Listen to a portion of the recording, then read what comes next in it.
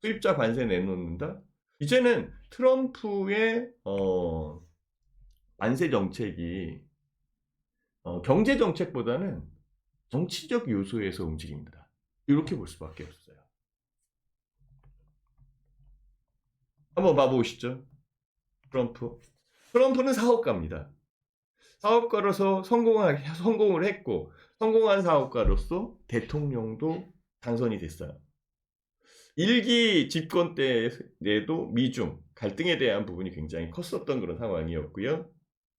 한번 낙마하고 두 번째 2기 집권을 지금 진행하고 있는 그런 상황인데요. 역시 미중 무역 분쟁에 대한 부분이 나오고 있고, 이것을 조율하기 위해서 관세라는 정책을 지금 내놓고 있는 그런 상황입니다. 관세.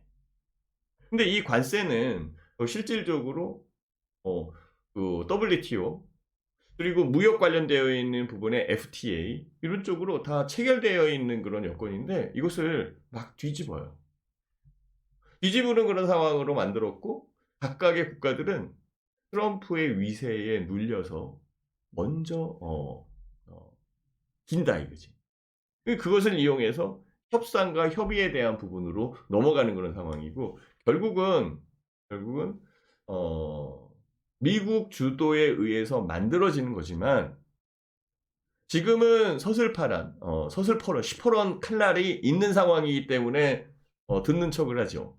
그렇지만 조금만 무뎌져도 오히려 역효과가 나올 가능성이 높다라는 거 이걸 생각을 해야 돼요. 자 여기 한번 봐보시죠. 막 깁니다. 인도 모디 트럼프에게 선물 보따리 안겨. 지금 일본도 그 총리가 트럼프 만나면서 뭐 방위비도 2배로 올려주고 뭐 여러 가지 다 했잖아요, 그죠? 교역 200까지 늘린다, 확대한다. 뭐 괜찮아요, 오케이. 이거는 이제 그 인도니까 관세 완화, 무기 에너지 수입 확대를 약속을 하고 있고요. 폭탄 관세 위협 속에 긴장 완화 목적. 다 마찬가지예요. 폭탄 관세. 우리나라 같은 경우에도 실제적으로 수입자 관세에 대한 부분 우리가 이제 미국에 파는 거니까 관세에 대한 일건을 생각을 해야 되는 그런 상황이겠죠. 아직은 청구서가 안 날라왔어요. 지금은 권한대행이니까 청구서가 안 올라온 그런 상황인데요. 곧 있으면은 오지 않을까라는 그런 생각을 해요. 그리고 뭐 앞서 얘기한 것처럼 4월 달에 관세에 관련되어 있는 부분이 나올 때 진행되는 탄핵의 속도, 그리고 전국에 대한 여건들 이런 쪽을 종합해서 봤을 때 이 기간 안에 우리나라 또 선거가 있을 수도 있는 그런 상황이 만들어질 수 있잖아요, 그죠? 아직 결정이 안 난 거니까 뭐라고 얘기할 수는 없지만 트럼프는 대통령이 될 때마다 한국을 쳐다볼 때 한국은 부자 나라라고 얘기를 했고 방위비도 올려야 된다라고 얘기를 했어요. 근데 공교롭게 트럼프 자신이 대통령이 됐을 때 항상 한국은 대행체제였어요. 트럼프가 일기 집권 때에서는 박근혜 대통령 탄핵 그 관련대에 있어서 대행체제였고요. 지금은 지금 윤석열 정부가 또 이렇게 문제가 생긴 그런 상황이기 때문에 탄핵에 지금 대행체제예요. 그러니까 참 이 공교로운 그런 부분이 있는 상황이겠죠. 자 어쨌든 우리나라도 관세에 대한 부분을 벗어날 수는 없는데 우리나라는 지금 올라오고 있어요. 글로벌에서 수익률 탑을 달리고 있는 거예요. 작년도에는 꼴찌였는데 이제 처음부터 2025년도 1월서부터 계산을 해보니까 탑을 달리고 있는 거예요. 뭐가 바뀐 거죠? 그쵸? 이제 느낌이 오시죠? 바로 그거예요. 그걸 아셔야 돼요. 우리는 미리 매를 맞았어. 혹독한 매를 맞았다고. 그 매를 먼저 맞았는데 거기에 엎친 데 덮친 격으로 계엄 사태까지 있었던 거예요. 그래서 지금 진짜 전쟁 아닌 전쟁을 하고 있었던 거잖아요.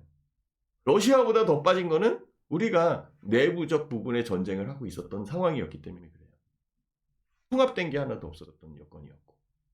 그래서 미리 맞은 주가가 바닥을 기고 있고 PER, PBR로 보면은 선행 PBR, 선행 PER이 있거든요. 그게 어느 정도가 되냐면 이 정도예요. 선행 12개월 선행 PER. PER. 그다음에 PBR. PER은 지금 8배 정도 돼요. 8배. 8.8 뭐 이렇게 8배. PBR은 0.8배. 1배 아래면은 저평가되어 있다라는 거예요. 우리나라 PER 같은 경우에는 정말 괜찮을 때 14까지 있었어요. 14배. 그럼 8배잖아. 그러니까 얼마만큼 저평가되어 있는지를 아셔야 돼요. 그 저평가되어 있는 부분에 매수 주체가 있잖아. 외국인들은 그러면 외국인들을 막 사야 되는 거잖아. 그렇죠? 근데 외국인들은 환율이라는 부분에 영향력을 또 받아야 되는 거잖아. 환율이 올라오면은 외국인들은 환차손이 생겨. 환차손이 생기는 그런 상황에서 주식을 투자를 해서 수익은 났는데 환율에 의해서 찾아가려고 보니까 환차손으로 오히려 손실이 났다라고 한다면 투자하고 싶겠어요? 아니죠. 그리고 지금 현재의 상황이 언제 끝날지 모르는 그런 여건이잖아요. 언제 끝날지 모르는 여건에서 바로 들어가가지고 막 하겠어. 그냥 장기적으로 들어오는 장기 투자에 대한 여건은 놔두겠지만 결과적으로는 일정 부분은 팔고 기다렸다가 다시 살 거야. 그러면 이 다시 사는 부분까지의 텀이 있는데 이 텀을 개인 투자자들이 잘 생각을 해야 되는 거죠. 이 텀을 잘 조율하고 있는 게 기관들이야. 기관 중에서 정말 여기에 보면은 기금 같은 경우는 단 하루도 안 팔잖아. 진짜 단 하루도 안 팔잖아. 자, 그러면은 기금이 이렇게 단 하루도 안 파는 그런 상황에 담아갈 수 있는 종목은 정말 핵심주 아닐까? 이 생각을 해야 돼요. 자, 이제는 투자에 대한 방식을 조금 바꿔볼 때가 됐다라는 거지. 단타하고 몇 프로 났어요, 몇 프로 났어요. 이런 게 중요한 게 아니에요. 투자에 대한 맥락을 찾아야 되는 게 중요한 거라고 저는 판단을 하고 있어요. 그 투자에 대한 맥락을 어떤 식으로 가져가야 될지 이것을 생각을 해야 돼요. 그 부분을 생각하지 못한다면 연말에 또 똑같은 상황이 만들어져요. 남들은 다 수익 났는데 나는 계좌가 손실 안 났으면 다행이다. 이 생각을 하고 있으면 되겠어요. 올 초에 완벽하게 바뀌었어요. 들어오면서 바꿨어. 저는 2년 전의 생각이 그대로 나요. 저는 그때도 그랬으니까. 종목을 봤을 때. 저는 성장률을 좋아하는데 성장 가치에 대한 부분이 그 회사에 대한 여건에 부합이 됐을 때에 시너지 효과가 나타난다라는 거예요. 각각의 기업은 성장할 때 성장판이라는 게 있거든요. 성장판이 있어가지고 쑥쑥 자라나는 거. 사람도 성장판이 있잖아요. 쑥쑥 자라나는 요 텀이 있어요. 여기에 호르몬, 성장 호르몬을 딱 투여를 해주면은 훨씬 더 크게 자라날 수 있는 거죠. 거기에 기술주들이 있는 거예요. 그 기술주들을 봐야 돼요. 제약 바이오가 그랬었던 거고, 2차 전지가 그랬었던 거예요. 반도체도 마찬가지예요. 그 전서부터 그랬었던 거예요. 지금은 산업적 부분에 로봇 산업.